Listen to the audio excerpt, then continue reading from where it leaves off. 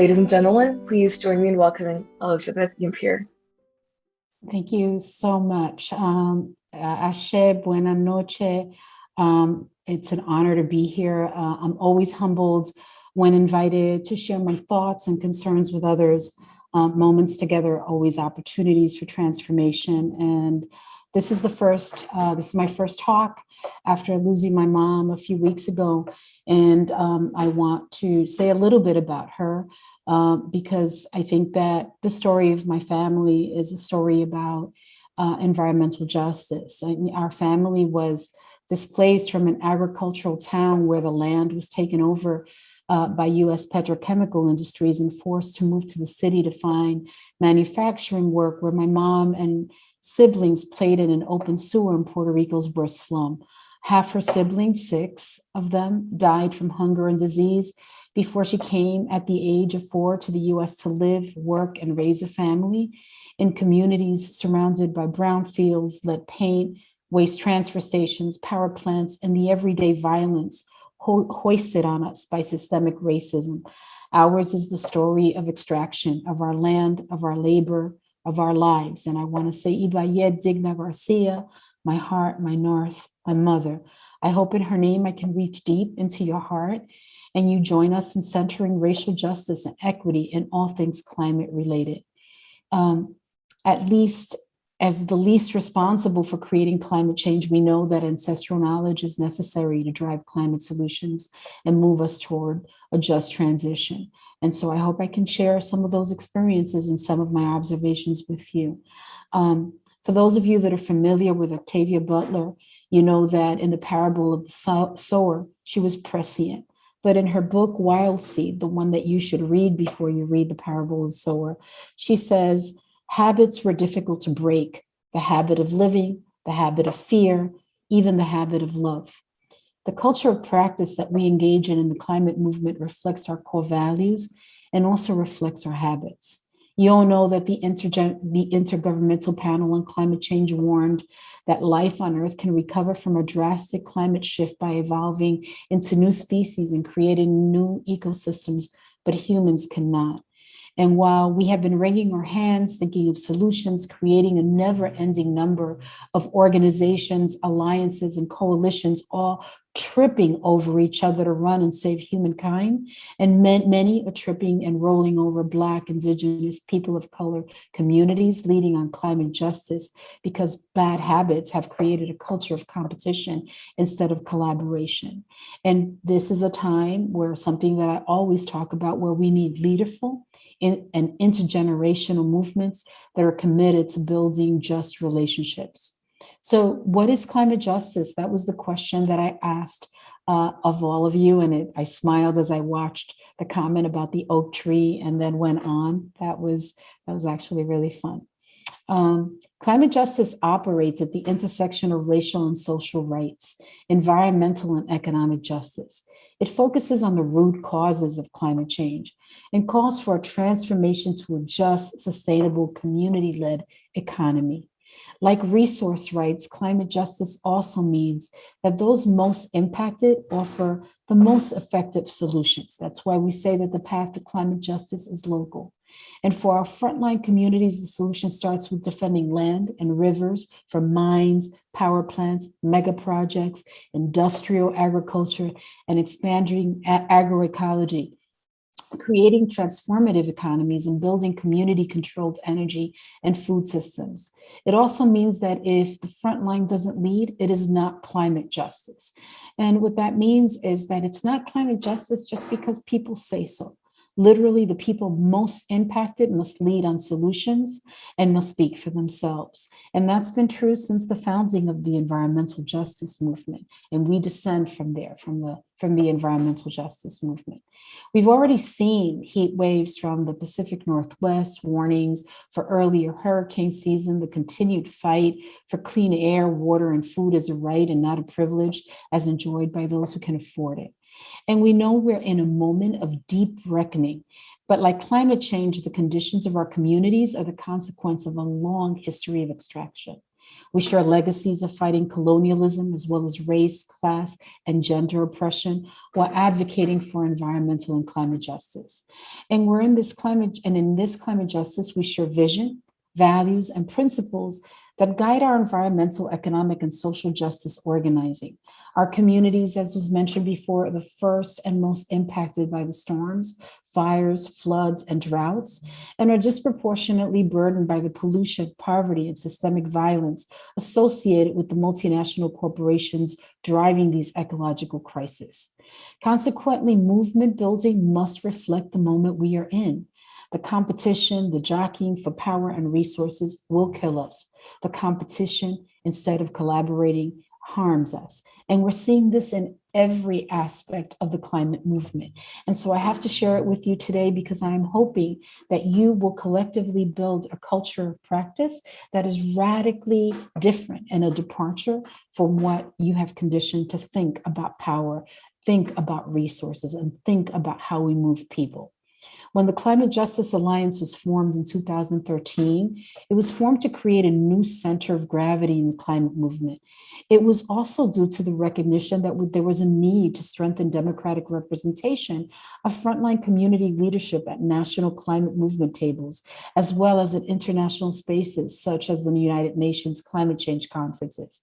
Our members range from Puerto Rico to Guam, the Gulf South, Detroit, Appalachia, Indian Country, Brooklyn. We have members literally all over the United States, all sent to the back of the bus, often by the big greens. So we had to create the Climate Justice Alliance to bring our power, our brilliance, and our solutions together so that we could have power at tables where we had been excluded, where people were making decisions for us, determining what our future was, when climate change is basically telling us that if the front line doesn't lead, the front line will definitely be devastated by the impacts of climate change.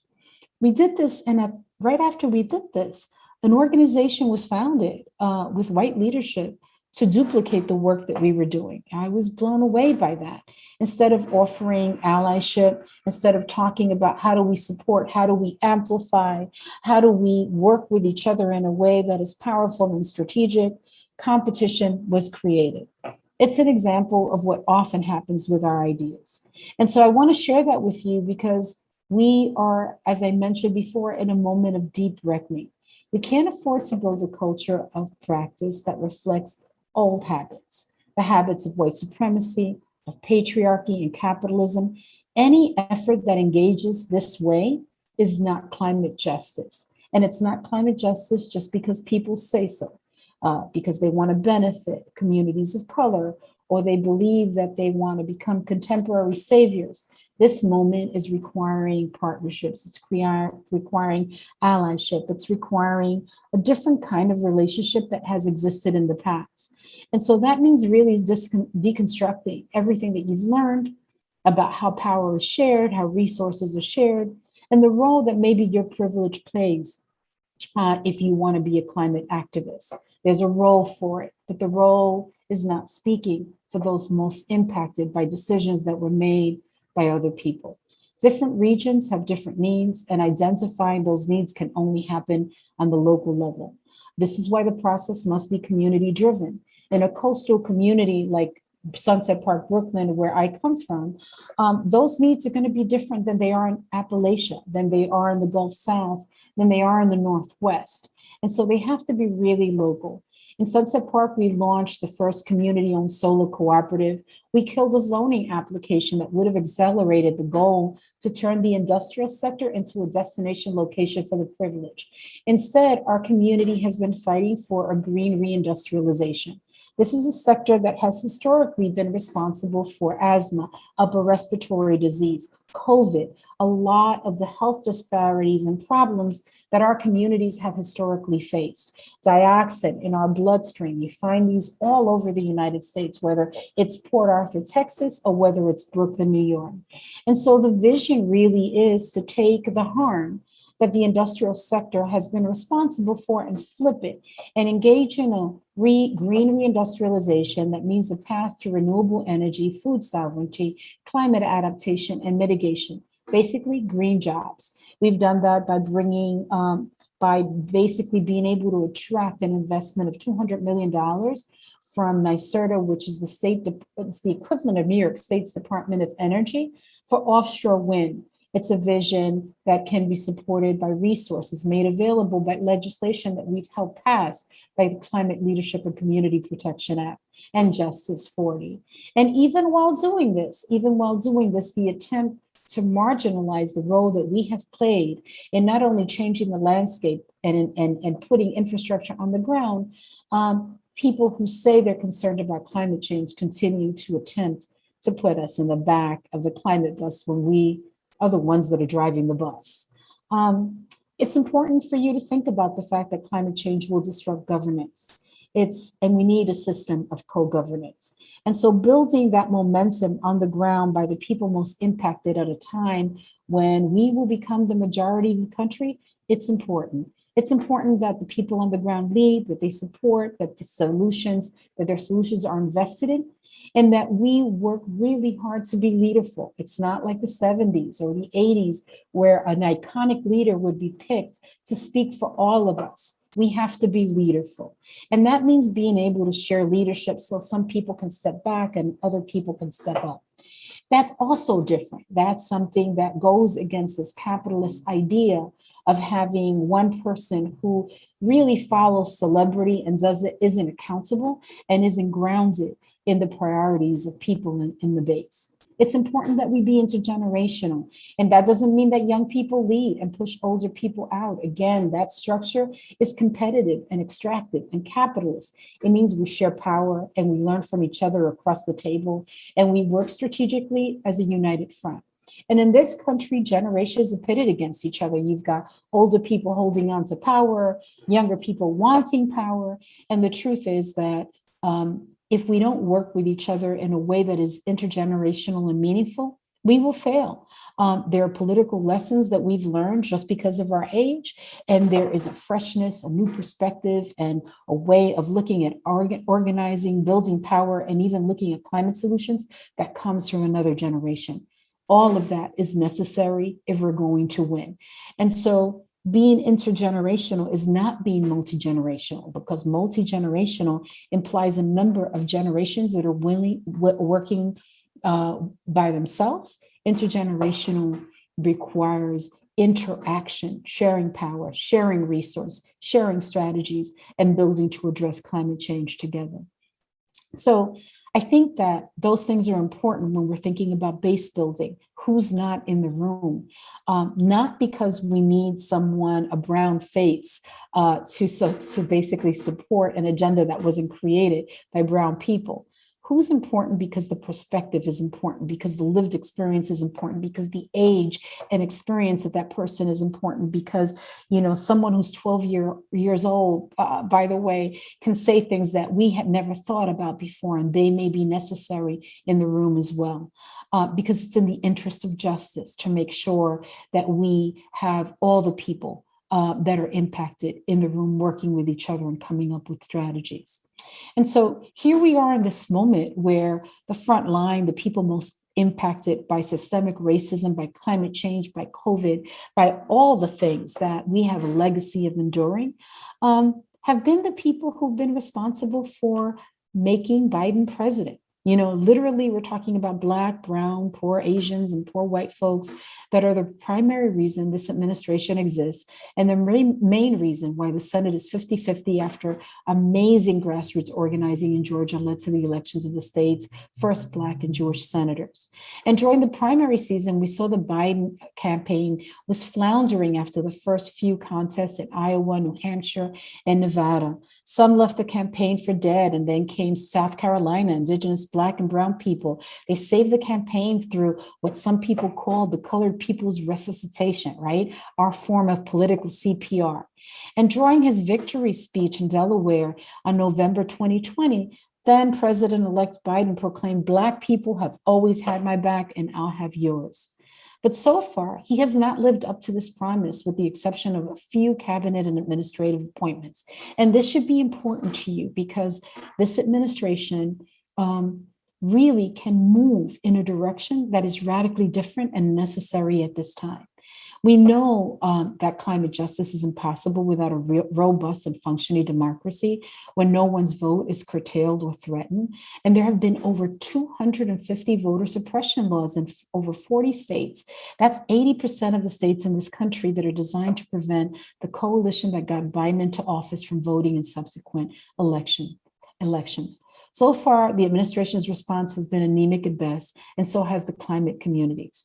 In a recent article by Bill McKibben, which you should all read, he wrote in the New Yorker about the need to protect voting rights as a function of climate action, and you should check that out because it's an important comment about the connection between voter suppression and climate change. The next decisions of this administration will determine whether 2022 results in a torrent of Indigenous, Black, Brown, and Asian torpidity or enthusiasm. In the former scenario saves the administration. The latter engenders comparisons to Jimmy Carter and his one-term presidency. And being the anti-Trump is not enough. We need a president that is also anti-racist, anti-climate catastrophe, and anti-xenophobia. All of these issues are interlinked and fostered by the same root causes as the climate crisis. Again, white supremacy, patriarchy, and colonization. And decision-making has to be more integrated. Tokenization and marginalization of EJ voices in the administration is a real problem. You've got Deb Haaland at the Department of the Interior and Michael Reagan at EPA as EPA administrator. Both these officials, who were confirmed by the People's Senate, have less visibility and less say on the administration's climate justice initiatives than Gina McCarthy, who was not confirmed but appointed by the president. Many of us in the EJ community are concerned about some of the people who joined this administration. We're concerned they are being tokenized, utilized for cosmetics, while their voices are as suppressed and marginalized as our communities, as the communities that we come from. So these two examples very much mirror the treatment grassroots EJ, CJ organizations have experienced from larger, well-funded, and historically white-led environmental groups or big greens. And this divide has contributed to the lack of climate action at a scale that's needed to avert the worst case scenarios of the climate crisis, which is particularly salient for frontline communities already being hit first and worse by a crisis they had little hand in creating. We've heard even this week that members of the administration have been talking down to grassroots women of color from the EJ community. Members of the environmental justice movement sent an email blast more than 5,600 times over a 48-hour period to top Biden administration officials, disrupting White House communication and sparking a tense exchange between the administration's chief environmental outreach officials and key leaders of the movement. The administration wants to have it both ways. They want to support false solutions and tech fixes, and at the same time, talk about Justice 40 and environmental justice. The form letter literally just shut down so many of their emails. And it was sent to Gina McCarthy and her deputy, Ali Zaidi, both big supporters of false solutions and techno fixes, who like also talking about environmental justice. And they're doing this while the Biden administration is literally tripling down on false solutions: carbon capture sequestration, hydrogen, geoengineering, as part of its all of the above strategy to address the climate crisis against the recommendations of their own White House Environmental Justice Advisory Council and frontline communities across the nation, including indigenous nations. Biden is reneging on campaign promises to end fossil fuel subsidies. These solutions are nothing more than a lifeline for big oil and will lead to more explosive and dangerous pipelines and unproven, profligate technologies that do little to ameliorate the worsening climate crisis. And there is this senior lecturer at the University of Exeter named James Dyke, who said, "We have arrived at the painful realization that the idea of net zero has licensed a recklessly cavalier burn now, pay later approach, which has seen carbon emissions continue to soar. It has also hastened the destruction of the natural world by increasing deforestation today and greatly increases the risk of devastation in the future." So we are concerned about these tech solutions. We know that most hydrogen gas is used as a chemical feedstock in industrial processes such as petroleum refining and producing ammonia for fertilizer, and that 96% of hydrogen gas currently available is produced with fossil fuels, and only 4% is produced with renewable energy. So this is what one hand is doing while the other one is offering Justice 40. My friend and colleague Anthony Rogers Wright says Justice 40 must not become the new 40 acres and a mule. This time, the communities who are responsible for the presidency expect results and a return on investment for steadfast electoral loyalty and well-deserved reparations. Justice 40 is directly informed by the CLCPA, which is the Climate Leadership and Community Protection Act in New York, which will soon have recommendations for how to identify, characterize disadvantaged communities. And the administration should use these recommendations to fast track the implementation of Justice 40. And so what we're seeing right now nationally, playing out internationally and nationally, is what my mom would say is tirando la piedra y escondiendo la mano, literally throwing the rock and hiding your hand. We don't have time anymore for games. We don't have time for, what do I call it? One card Monty with the people who are well-versed in a legacy of being hustled. The truth is that EJ communities want the investments. They will determine how to best benefit their communities pursuant to the 1991 Principles of Environmental Justice, which among other things call for self-determination. Here we are attempting to address the biggest threat to our existence while fighting each other and compromising justice at every level. And people don't seem to realize that this is how we lose. This is why the civil rights movement moved so slowly. This is why it took generations to litigate and enforce Brown versus Board of Education. This is why we're still having conversations about systemic racism and white supremacy and colonialism, because we move slowly to accommodate the comfort of the privileged, while our people die generation after generation. We knew, for example, that when COVID landed, that it was going to impact those people who lived in environmental justice communities. We didn't need a Harvard study to tell us that. We knew that it was the communities that were living next to the power plants, people who had compromised immune systems, who had asthma, upper respiratory disease, all of the health disparities that come from a legacy of toxic exposure. We knew that those were the communities that would be hit the hardest. And in fact, that is exactly what happened. I lost 4 members of my family in 2 weeks. And in this community where I am right now, there are still 4 refrigerated trucks with about 450 bodies that have been there since COVID landed a year and a half ago, that have decomposed to the point that families can no longer identify them. This is real. This is happening to us as we speak, and it's all related.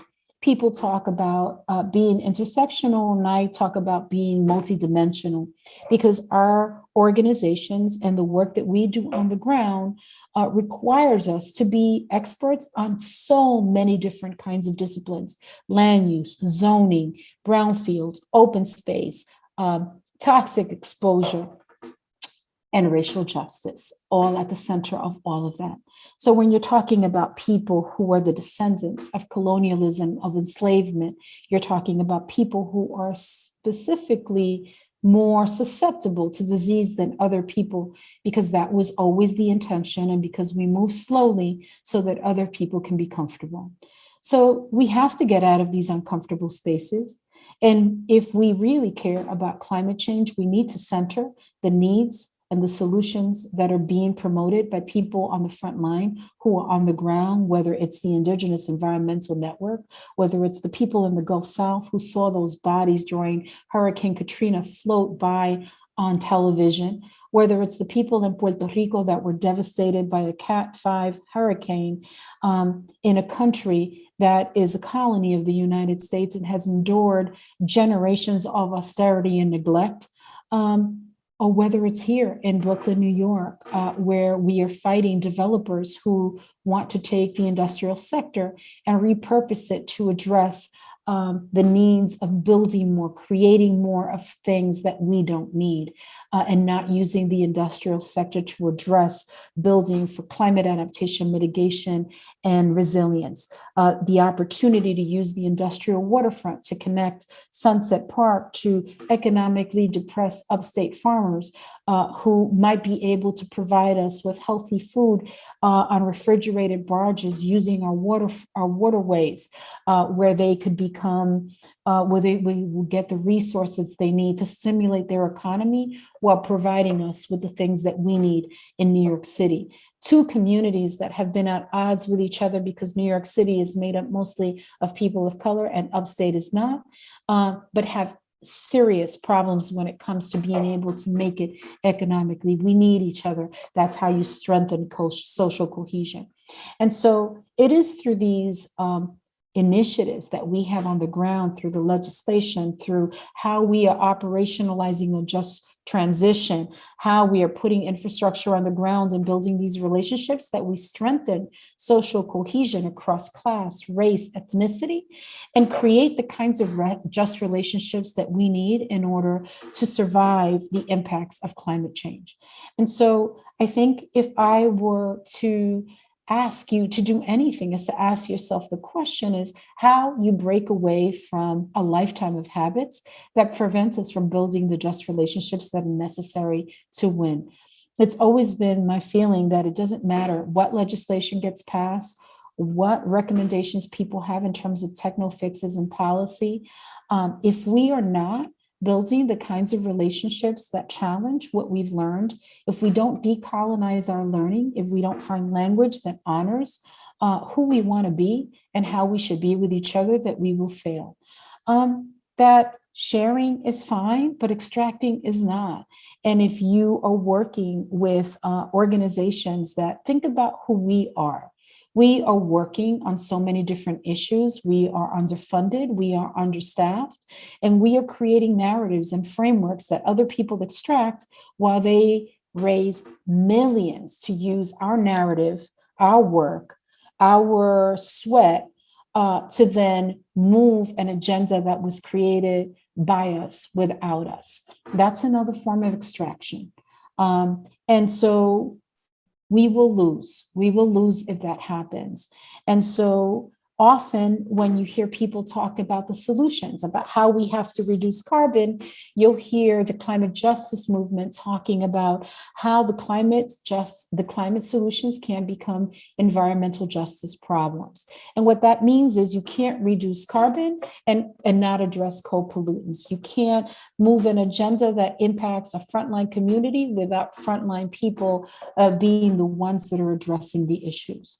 It is hard to do that if you have never had an opportunity to be in community with people who don't look like you, who come from a different place, where all you've ever read is negative, and where you believe that you have all the answers and that you're the smartest kid in the room. The truth is that the answers are in the collective, and that frontline communities have to lead, and that frontline communities actually have solutions to these complex problems. Remember that it's the front line, the people of the global South, that have always lived within the carbon footprint. And so this ancestral knowledge becomes really the answer to how we address the complexity of what is heading our way and what is already here. And so we invite you to work with us, to partner with us, to have our backs, not to speak for us, not to think you know more than we do, but to work with us in a way that really sort of honors the size of the crisis and that reflects the kind of society that you want to be part of. Really, it takes humility, it takes love, and it takes a recognition that what has gotten us here is a culture of practice that will take us all out.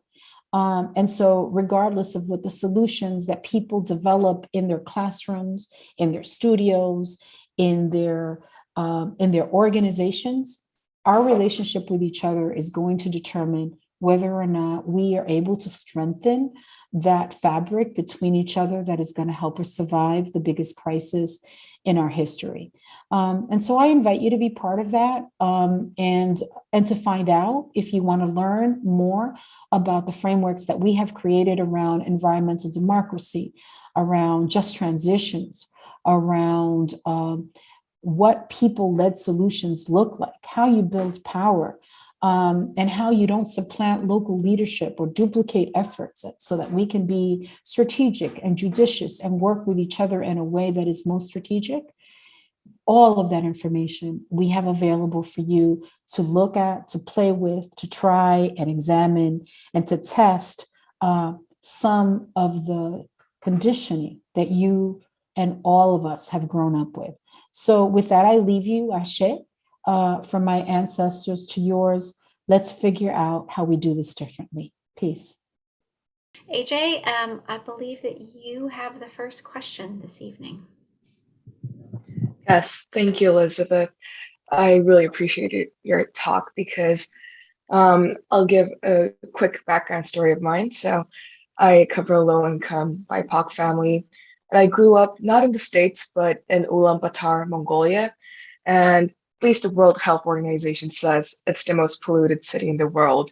And I lived right next to power plants my entire life, and I had friends and family who lived in rural communities, frontline communities, and we didn't have access to clean water or food, etc. And what I really got from this conversation is that, yes, our voices do matter. And at least for college students from colleges like ours, a predominantly white institution, we can all come together to help, but it's not for us to lead, but it's for us to collaborate. So I really appreciated that. And I was hoping to hear more about Solar One, the Sunset Park Solar One project. And since then, have there been any other types of environmental ballot initiatives by frontline communities? Sure. Thank you for asking about that. Yeah, it is the first community-owned solar cooperative in the state of New York, and we're really proud to have launched it. It's been a lesson. Just so you know, when we envision these initiatives, we don't have a background in finance. We don't have a background in pre-development costs and how you get resources that come from non-extractive funds, right? And so you're learning as you go along. We have a number of initiatives in Sunset Park. We've mapped everyone's backyards and rooftops. In a densely populated community, we're trying to figure out how do we address collecting water. How do we make sure that people have renewable energy? And how do we make sure people have access to food if there is a climate disruption or something like COVID? And so we've got a block-to-block organizing effort to identify a person per block, because every block in New York City is different from the other, so that that person becomes the organizer. And it could be something as simple as painting your rooftops white, to learning how to build an anaerobic digester together. And so that is one of a number of opportunities that have to be affordable and accessible to working class people so that they can see that they can do these things together.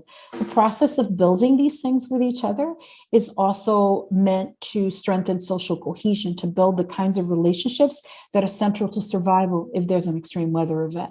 And then on a larger scale, we've got an eco-industrial hub, a water hub that we have proposed and are working with the New York City Economic Development Corporation to operationalize.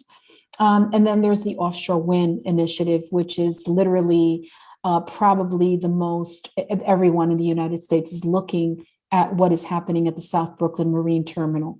We're talking about thousands of green jobs. And even in the midst of working with this European company to bring the parts from Europe, we are thinking about what does legislation look like so that we can manufacture it here. When the ships come, one of the things that we talked about, AJ, was that these are diesel ships and they can't dock in an AEJ community and drop tons of knocks and socks on us while they're providing energy that is going to be provided to another community because we need access to renewable energy. And so one of the agreements that we got was that they would go on electric. And so that leads to another conversation of how do we electrify the waterfront so these ships can come in. One discipline leads to another and leads to a series of questions so that we are thinking about the industrial waterfront within its complexity. The solar initiative is exciting, but it's one. And I think that when we think about climate, we often only think about renewable energy. So I just want to flag that we need to think about food sovereignty. In New York City, for example, after Superstorm Sandy, Hunts Point, which is the place where most of the food comes in and out of in New York City, almost went underwater. It was missed by like minutes. Which means that food security in New York City is a real problem. So how can we then retrofit or repurpose our industrial waterfront to be engaged in food security and make it possible also to connect with upstate farmers so that we can stimulate that economy? How do we use our industrial waterfront to engage in mass surface transit, to build it? Because the subway system, I know no New Yorker wants to hear this, but it was built before climate change was a thing. And it is really cost prohibitive to make it adapt it to climate change. And so we're going to have to invest more in mass surface transit. So AJ, that's all to say is that from organizing to art builds to popular education through our learning circles and gender justice workshops to putting infrastructure on the ground, getting policy passed, meaningful, deep community engagement, we are working on all those things. So it's really hard to pick one thing because our community's needs are not siloed and our effort to address the multiplicity of needs isn't either. So solar is just one, but one of the cool initiatives that's come up is that we're working with a family health center to see if we can take their rooftop and turn it into community-owned solar so that the patients actually financially benefit from that investment. So we're looking at a variety of stakeholders so that because it's not one quick fix, so one solution, it has to be a variety of things. So anyway, I'm sorry, I know it was a long answer, but I just wanted you to know that there's a number of things that we're working on, and there are different levels of being operationalized. The goal, of course, is to take the whole neighborhood off the grid. That's the vision. You know, listening to you talk, Elizabeth, about the work that you all have been doing locally, that you've been doing nationally, thinking about AJ's description here of a rich connection to place and the harmful effects of pollution that she's been experiencing. I'm thinking of an argument that I've heard sometimes when thinking about students and their own entry into the work. And I'm wondering if you can address this, Elizabeth. One possible way of thinking kind of where to start is to start locally with a context that you know or that you feel particularly connected to. But perhaps I might hear something along the following: I want to do something at a bigger scale, right? And I'm wondering if you can talk a little bit about kind of those ambitions, but also what it means to be working in a local community and kind of why you feel so committed to the place in which you are and the community members that you work with. What's different now, Sarah, is that the national agenda and the national initiatives are being shaped and informed by what's happening locally. For years, everything national was created by grass-top organizations that created these solutions, and then we were supposed to benefit from them. But that's flipped, and that's flipped in the last few years, and where we are seeing that our fingerprints are over every single piece of legislation. I think young people do that because there is an addiction to capitalism and celebrity culture that makes them feel like bigger is better, and it has to be something that gives them a lot of shine. The fact is that nothing is more powerful than transforming the landscape, engaging communities in meaningful and powerful ways in this historical moment. And the first thing that people should be doing is asking, what do you need? These are the skill sets that I have. This is the interest that I have. What do you need and how can I be of service? One of the things that we hear often is that instead of people doing that, is that I'm going to create a new alliance. I'm going to create a new organization. I'm going to come into this community and I'm going to do this, this, and this, and this without asking, what are the assets? What are people doing here? And how can I support? You get shine and you get visibility from actually rolling up and doing the work and coming into community with humility and respect. There's enough shine for everybody. Seriously, that's why we're leaderful. We should be really excited about rolling into meetings and being leaderful and being badass instead of thinking, oh, I am the badass, right? I know I get really excited when I come into a meeting and there's like 10 women that are just kicking it. I'm like, that for me right there. I almost used language I shouldn't use. People say profanity is the language of the powerless. Maybe I was having a powerless moment, but my point is that it's more exciting for me to be in a meeting where there are a lot of us and everyone is an expert in a different area and collectively we have power than me coming into a meeting and thinking that I have all the answers. It's stressful. It's a big responsibility. I have to be accountable to my community. The chances of making a mistake for people that are depending on us are big. But when we are intergenerational and leaderful, we have power. And so young people who think that they have to lead, I would hope would get some satisfaction and some joy from being part of something that is leaderful and supporting organizations that need their support. UPROSE is intergenerational.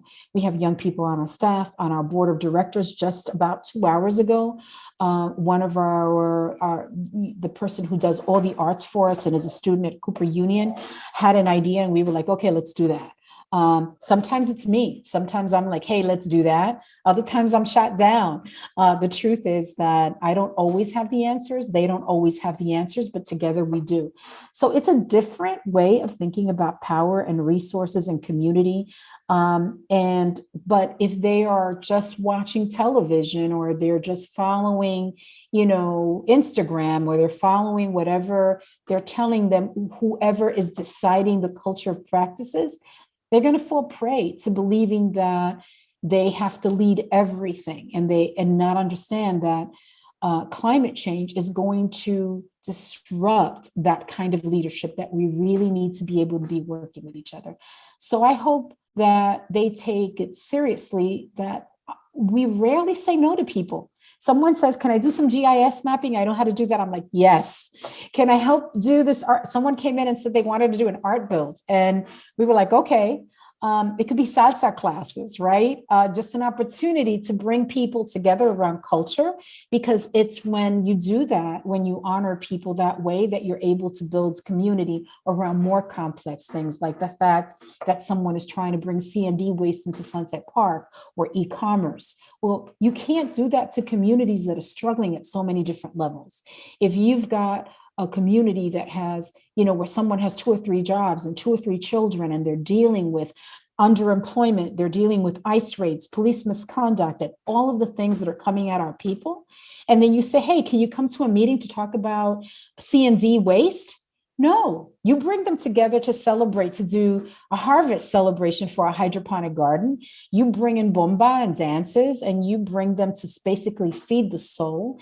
And in the process of building community, you're able to provide them with that information, and they're able to process it because it's too much. It's too much. And people often judge our communities because we don't show up in numbers without understanding how challenging our lives are. Well, young people can help tremendously with that.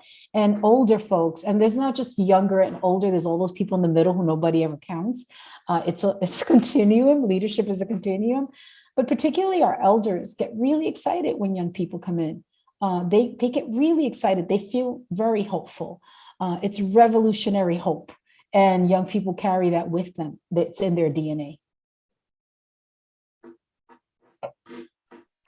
Thank you. So I want to talk more about food sovereignty and renewable energy resources again, because at least in the context for First Nation Indigenous communities, um, we say that, um, I'll give an example. So let's say we're building hydro dams or biomass plants in rural communities, but these could also be negatively impacting the livelihoods and the food systems of Indigenous communities.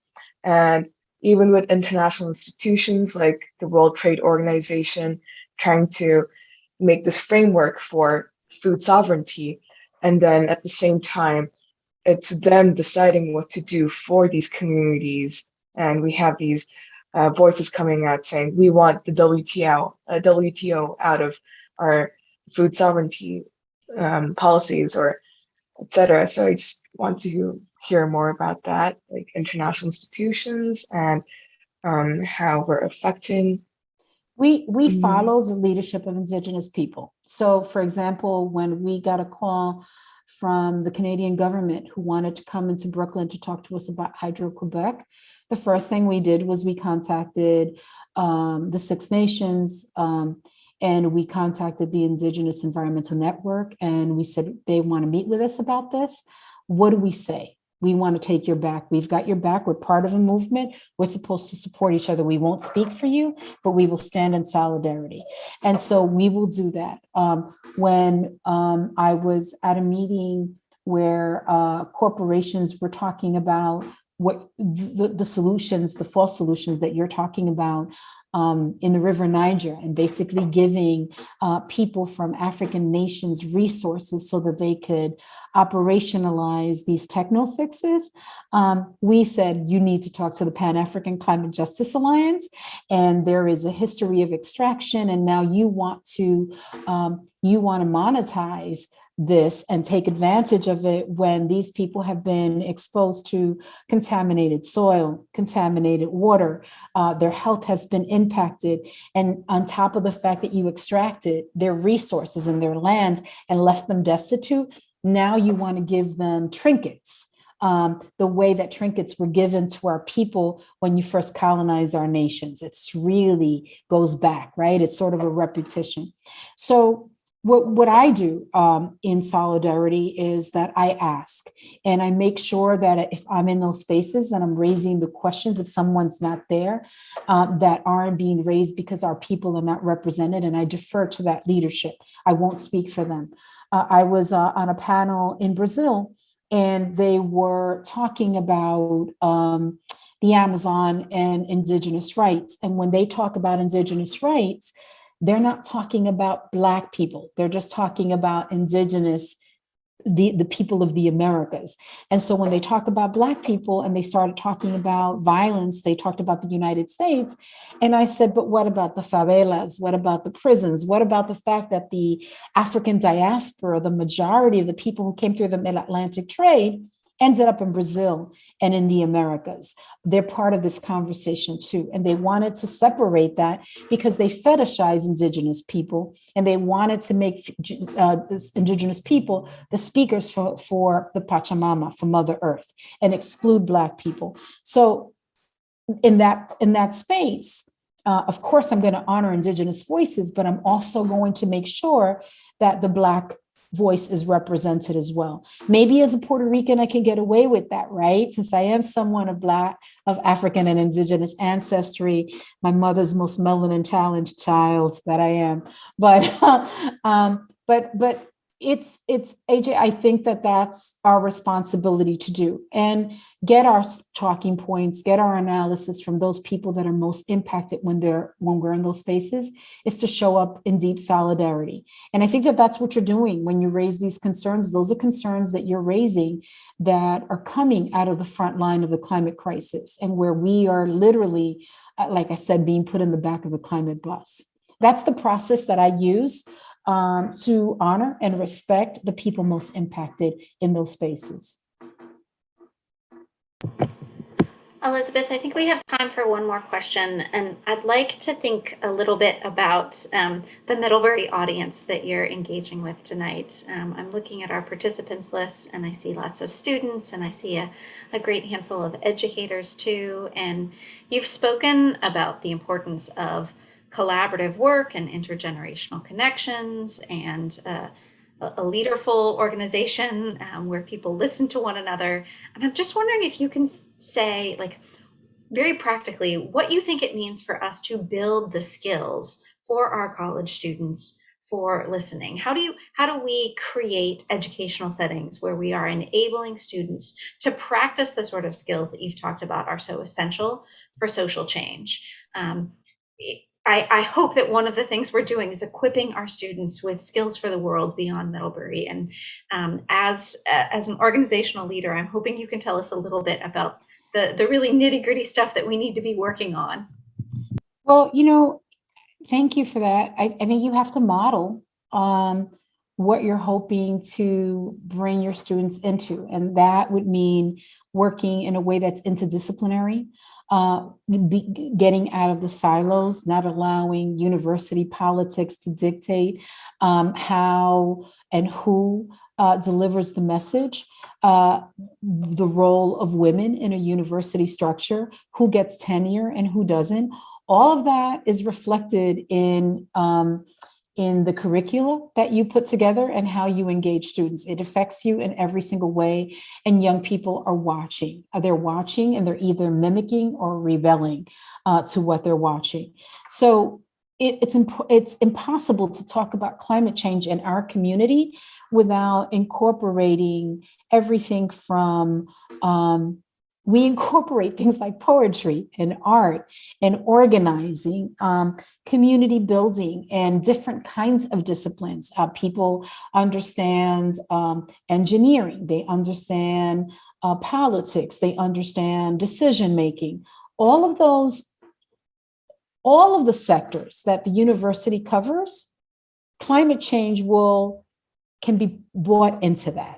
You like even talking about, I started out by talking about my mother and where she came from. And I was so honored that AJ, that you shared your story with me, because I felt so close to you when you were talking about it, because this is our history, right? We are the descendants of that, right? We are the warriors, the current day warriors, right? Honoring our ancestors, walking through fire, right? And walking with our ancestors. But it's impossible. We've got agencies, for example, that work in silos where you've got the Department of Health not talking to the Department of Environmental Conservation, not communicating with the Department of Labor. And you have in institutions, and I don't know yours, but you've got institutions working in the same way. There has to be a concerted effort to start working in a way that's more comprehensive and more interdisciplinary, where it's being shared, and where opportunities are being given for people who are most impacted to shape the discussion. And I don't know, like I said, I don't know the politics of your school. And then students then have an opportunity to start thinking about things critically in a very different way.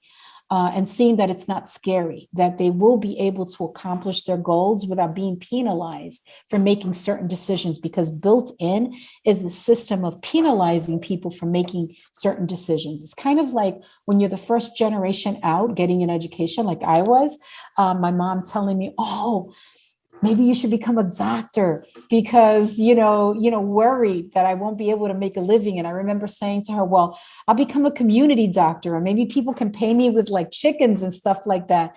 And my mom telling me, but what? Right? Really kind of embracing a different way of thinking that is coming from students, and seeing the brilliance that students have reflected in your own, in the work that you're doing, and having that flow back and forth. It is really sort of deconstructing it and thinking about it differently. I don't know if this helps, but it's difficult for us to think about community as one issue. Literally, we live in the midst of all of this difference, where we celebrate difference, and we live at the center of all the isms, right? So how do you deconstruct that and make that part of your academic, flow? I think it may be hard to do, but I would just offer that. Chris is back. It must be over. I'm back. I wanted to say thank you to Sarah and AJ and Dana for all of your work getting this going and making this happen. This was a wonderful experience to spend this time with you, Elizabeth. Thank you for being here. I'll do one more plug and say you will get the recording of this, spread it around.